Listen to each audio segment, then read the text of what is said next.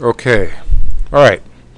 So what we're going to do is just look at setting up some basic cameras, lighting, rendering, and what you guys are going to try to produce for Thursday, or sorry, for Saturday next week. So Saturday next week, you're producing one rendered image. You're going to finish your foam models or remake them for those of you that scale it up or try new ones. Okay, this has to be, yeah? And then over the break, we will be scaling up. So I'll bring in material, which you guys should be using for the bigger version. And then you'll work on that over the break, add to the renderings, and then you guys will have one more week, and then finals, right? So it's going to go by fast. So we look at, we're going to meet next week. We have spring break. We come back. We'll actually have one more week, and then a week to work, and then the final is on May 10th. So I guess we'll have 3 weeks after we come back. 2 for you. Okay. But you still have to come back for a final. Okay, so what am I doing? So what you guys, once you have your geometry, you're going to have both the curved geometry and you're going to have the triangulated, okay? What you're going to do is turn off, you're still going to work with the curved geometry, although what we're trying to do is we're trying to replicate this by using a geometry that's made out of triangulated surfaces. When you guys are building the models, you're realizing that it's curved again, yeah? So the idea is that we're eliminating the sort of faceted version or the edge condition based on having these lengths drawn correctly so they go together. So we've figured out how to make doubly curved geometry that's flattened, right? But it's out of a material that's flexible.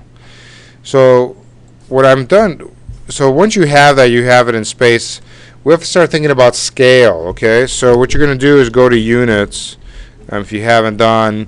So we're going to translate this into feet. So you want to be into feet. And then we're going to eventually start thinking about this as a scaled object. Like, what size is it, okay?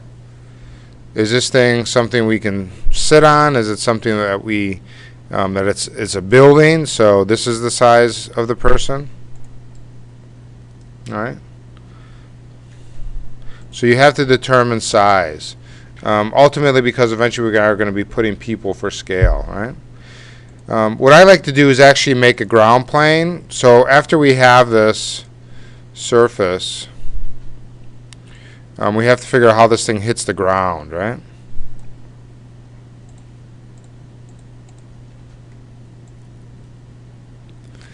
And we can manipulate it based by rotation. So we can do rotate.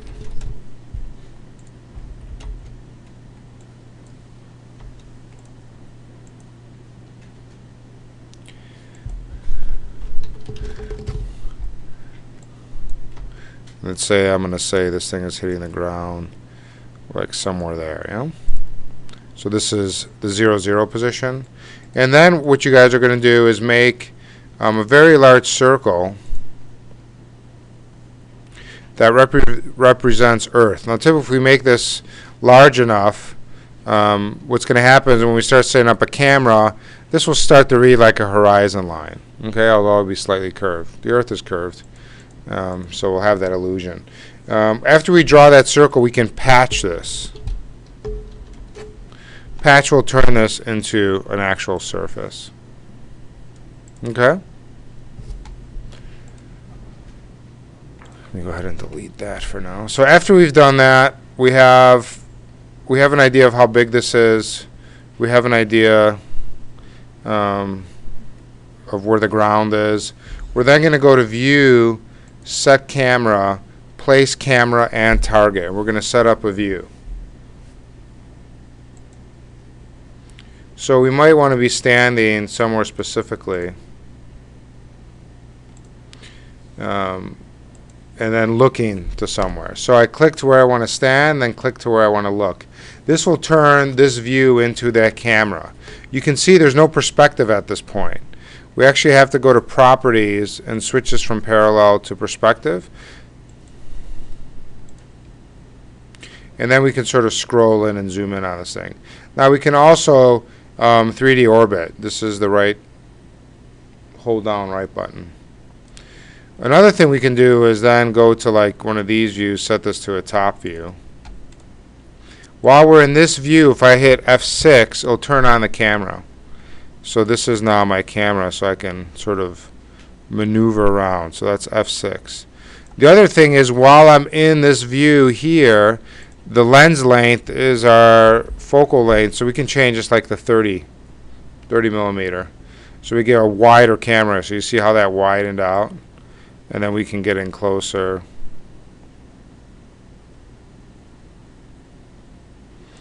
Okay, so that's camera setup. Again, you can do this all through the viewport, but it's nice to set it up using the actual tools.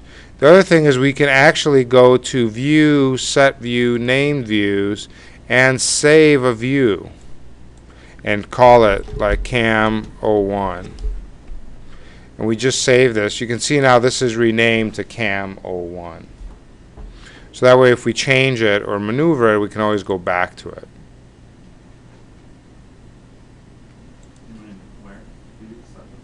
View, yeah, Set View.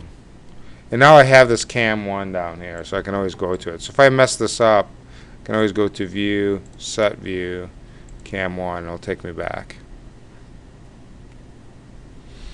So some really basic setup, okay? The next thing is we're going to switch our rendering engine. We're going to go from render, and this should be on all the machines. By default, current render is Rhino Render. Let's look at both of them. So if I click the render button,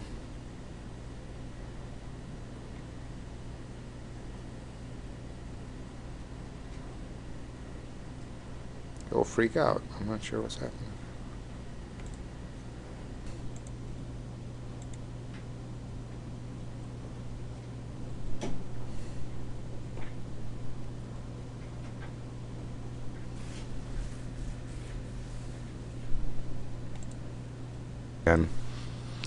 Which is going to be V-Ray.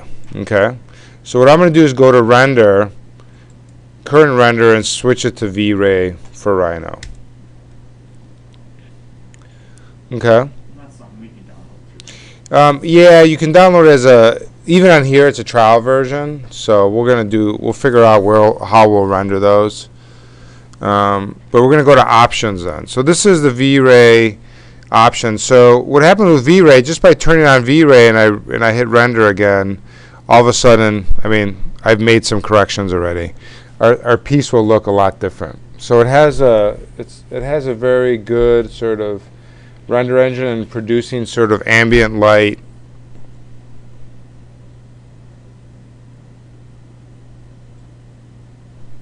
And you can see the difference, right?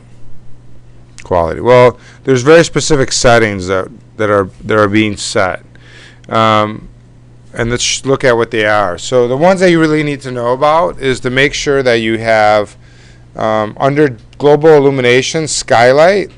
Make sure these are on, and have both on, both background on and GI skylight on, and then there's M.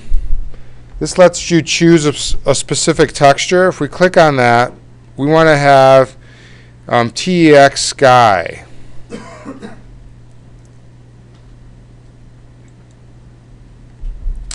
And then we have different sky modes. By default, it's set to this, so we can see the difference, if any. I think it doesn't really matter. Just leave that one as the default. It actually probably looks better.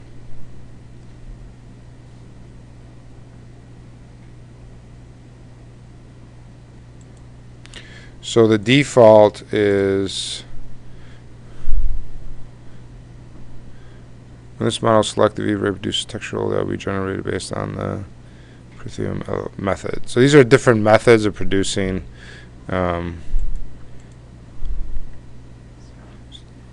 yeah.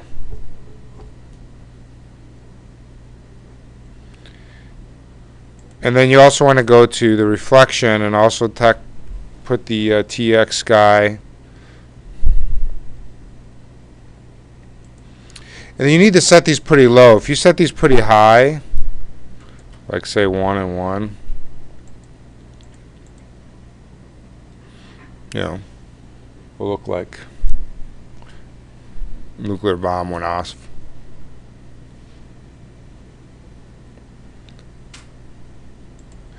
So as we kick these down, so this is the multiplier.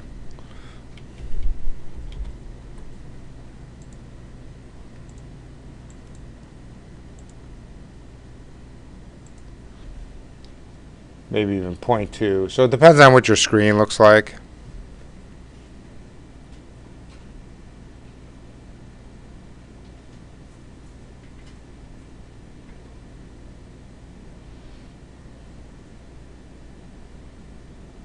I think that's actually pretty good.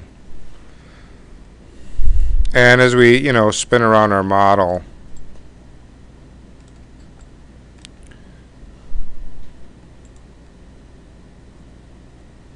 now you can see this thing puts a watermark.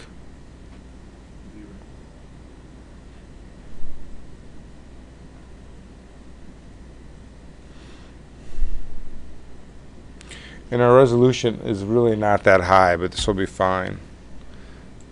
We'll figure out the workaround. There's a limitation because it's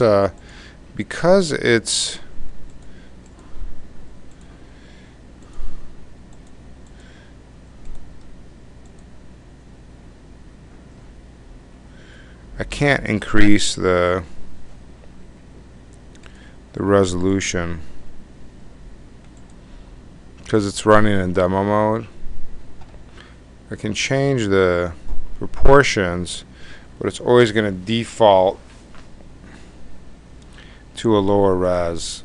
It's not that high res, but we'll have a workaround on trying to get that to work.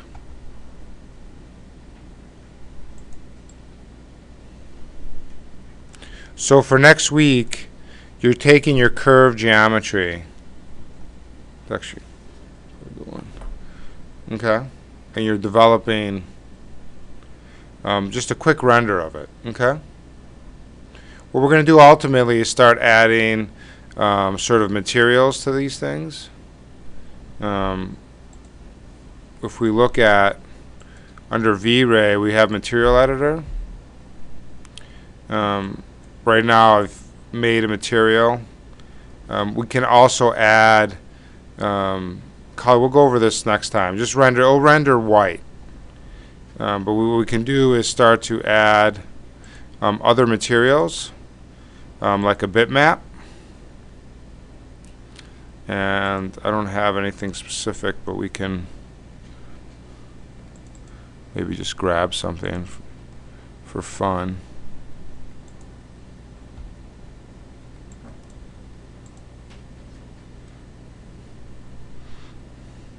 I have the same material and everything, even on the ground. So you can see it's applying an actual image. Yeah, I'll show you that last. Let's look at just one more thing with bitmaps.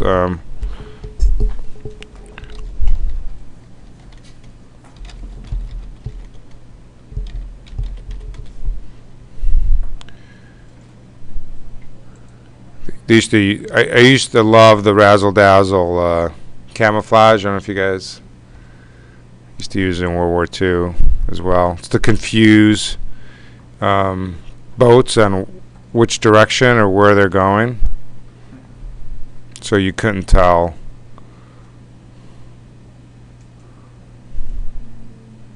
So we'll be looking at some patterning.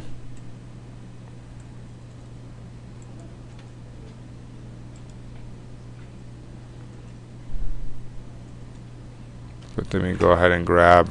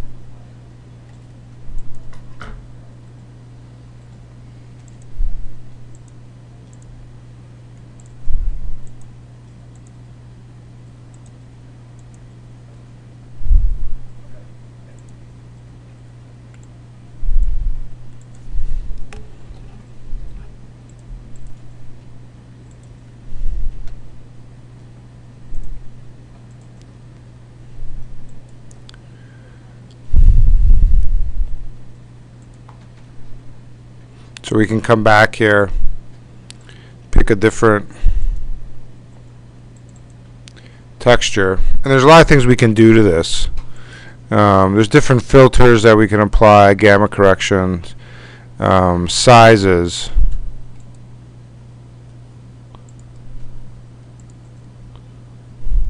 UV, like how it's actually laying or tiling. So how is it like sort of generating on the object? And we'll look in all the map information.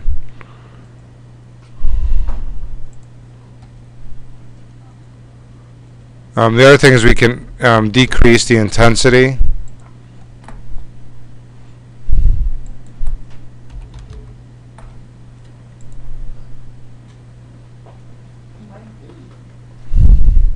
I'm going to make also a new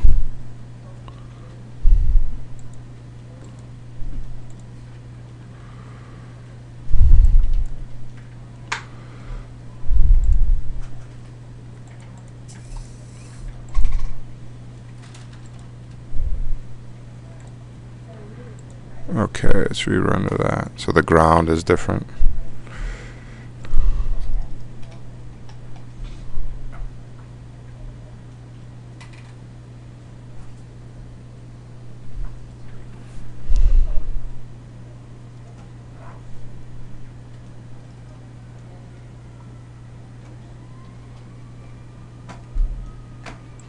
So this is slightly, I also have it slightly transparent so it's, you can see through it.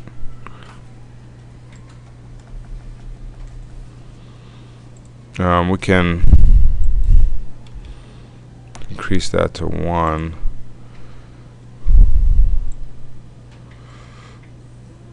So under these settings here, I made it slightly translucent. Let's re-render it without that.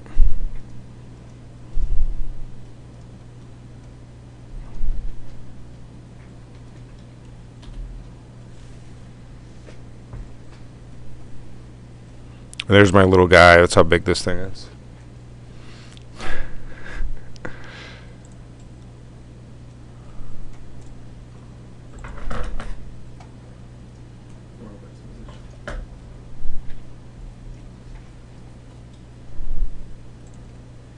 We're getting a little bit more reflections now. Okay. So after we're done with that, we can save this. There's the save button right here.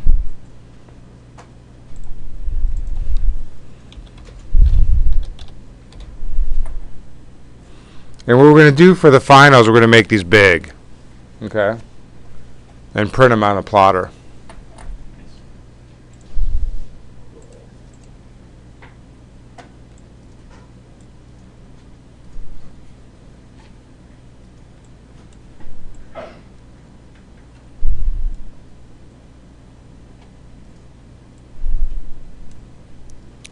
Okay, where'd that go?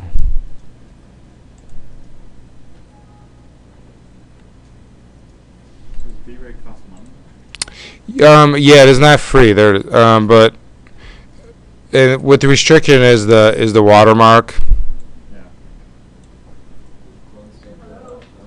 Yeah. Hmm?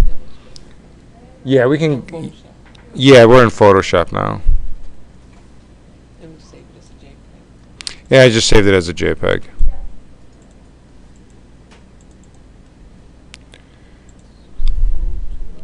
You know, it's really low res, unfortunately. But I'll have a workaround for you guys, so don't worry. So what DPI should we have it? It'll kick it down to whatever. You won't be able to control it because it's defaults. I'm kicking it up, which is not going to do anything other than make it blurry. But you see how blurry it gets. But let me print it so you guys see it.